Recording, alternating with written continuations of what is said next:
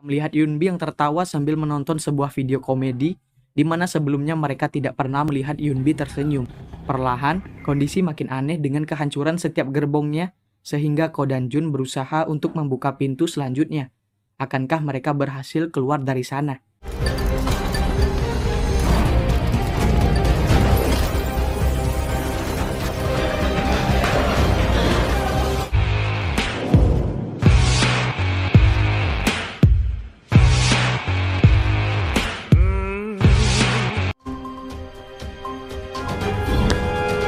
Saat mereka memasuki ingatan Yunbi, Jun hampir tertabrak oleh murid lain, sehingga Ko langsung mengingatkannya agar tak sampai menabrak dan menyentuh mereka.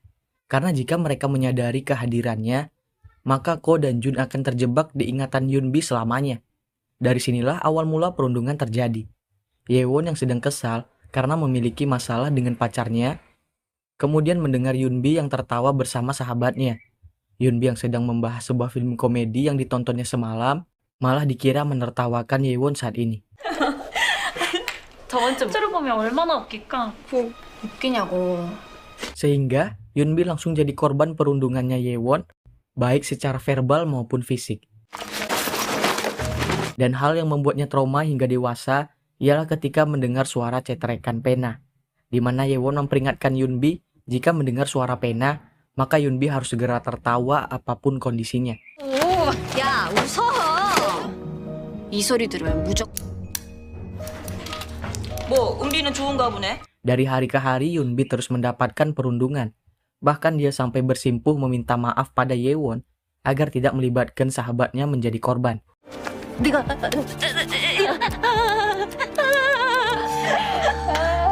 Jun yang sudah diperingati sebelumnya, kini tak bisa menahan perundungan yang dilakukan oleh Yewon, sehingga dia terlihat oleh mereka dalam ingatan Yunbi ini. 넌 누구? Nah, dari sinilah kekacauan mulai terjadi karena kesalahan Jun. Ko harus membawanya kembali mencari pintu awal yang mereka masuki. Namun saat mencoba kembali, kondisinya sudah mulai berubah dan hancur secara perlahan. Sehingga Ko mencari pintu lain yang bisa dimasuki kunci tersebut. Dan untungnya pintu berhasil terbuka, lalu kini membawanya ke dimensi lain dari ingatan Yunbi yang ada di akhir part 1 kemarin.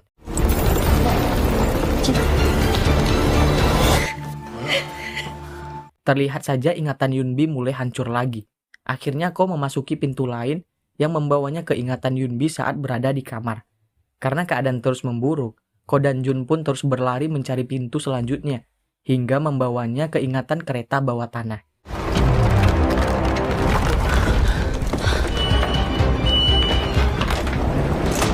Di mana Yunbi tertawa melihat sebuah video komedi yang disukainya. Kondisi yang makin mencekam membuat mereka panik saat membuka pintu selanjutnya. Tapi pada akhirnya mereka berhasil keluar dari ingatan Yunbi.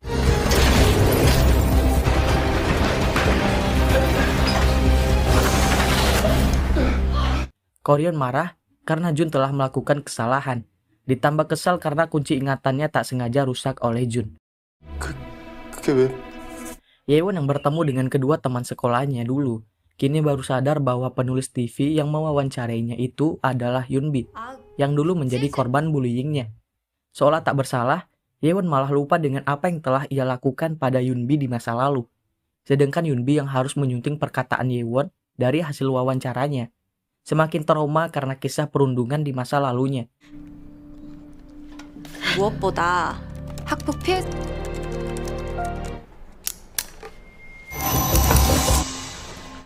Selesai wawancara, Koryon melihat aplikasi Jumaedung lagi yang memperlihatkan energi negatif Yunbi naik jadi 92%. Sehingga kemungkinannya melakukan bunuh diri semakin tinggi. Yunbi yang menghubungi atasannya tetap tak mendapat pembelaan, lalu tak lama datang Yewon yang malah merundungnya lagi. Sehingga Yunbi makin yakin untuk melakukan bunuh diri. 일 때 저 얼마나 괴롭혔는지 아세요? 통화 끝까지 하지? 왜? 뭐 이번엔 우사은비야. Jun yang berhasil mengejar Yunbi, kini mencoba membantunya agar mengurungkan niatnya untuk bunuh diri.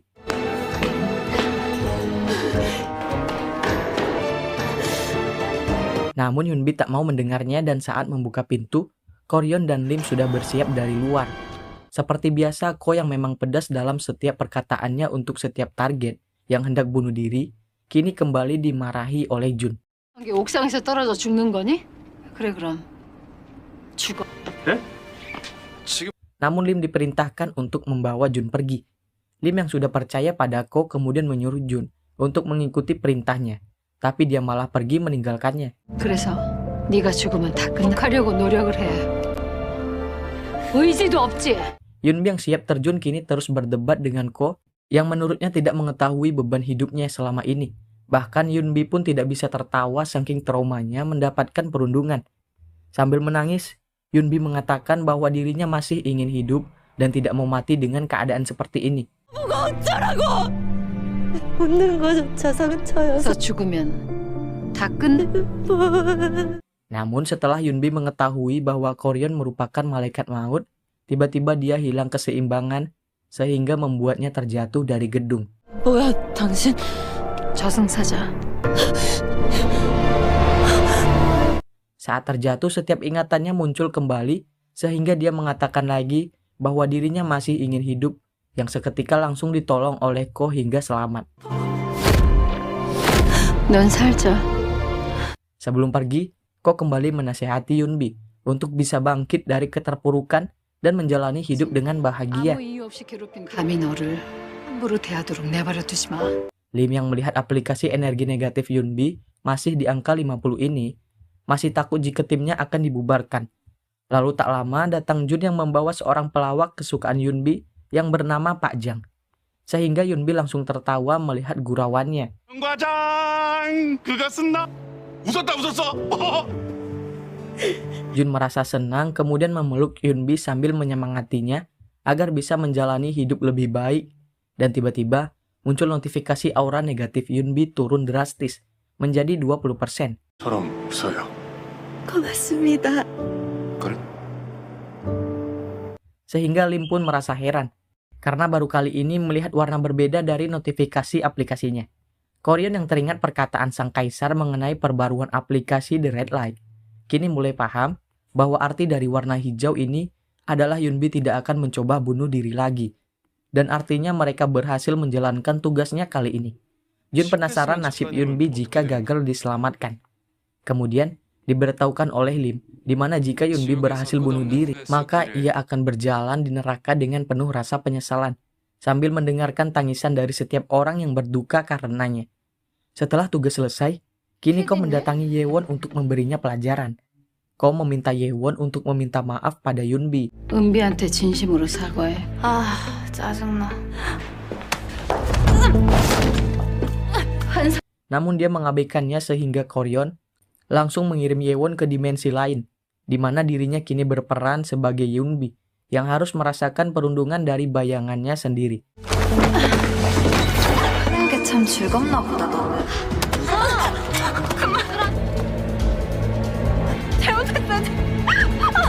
Yewon yang merasa ketakutan akhirnya meminta maaf pada Ko. Namun tak semudah itu memaafkan perundung yang telah membuat seseorang trauma akibat ulahnya. Sehingga Ko pun membongkar faktanya di media bahwa sebenarnya Yewonlah seorang perundung yang mengganggu temannya saat di sekolah. Setelah terungkapnya fakta, Koryon memberitahu Yewon bahwa dirinya akan dibenci oleh orang-orang yang bahkan belum pernah ditemuinya. Bahkan dua teman Yewon pun tak luput dari hukuman Ko. 이젠 니들 참. Yunbi yang telah berubah pikiran pun ini siap untuk diwawancara atas perundungan yang ia alami. Di Jumaidung, Koryon menemui sang kaisar dan agak kesal karena sebenarnya pembubaran tim itu hanya gertakan sang kaisar saja, di mana sang kaisar menginginkan Ko untuk segera bertemu dengan seseorang yang harus diselamatkannya. 할 거라고 했잖아. 근데 좀 이유가 뭐가 있겠니? 빨리 그 사람 진짜 살려야 할. Kaisar mengatakan bahwa suatu saat Ko akan bertemu dengan orang yang dimaksudnya, karena dengan hal itu Ko bisa mendapatkan apa yang diinginkannya. Dalam kegelapan, Ko duduk termenung sendirian. Lalu cerita pun flashback saat Ko terus berjalan di sebuah terowongan.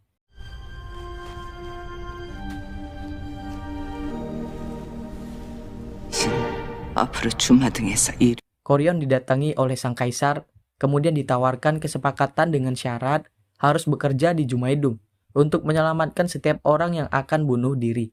Jadi sebenarnya yang mengadakan tim manajemen resiko ini bukanlah kemauan Ko, melainkan permintaan langsung dari kaisar.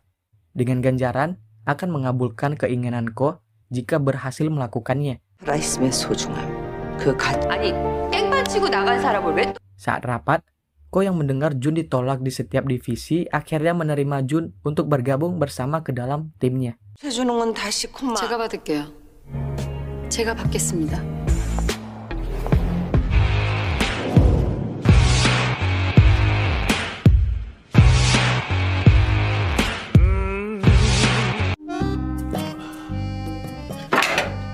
숙제 있으면 좀만 주실래요?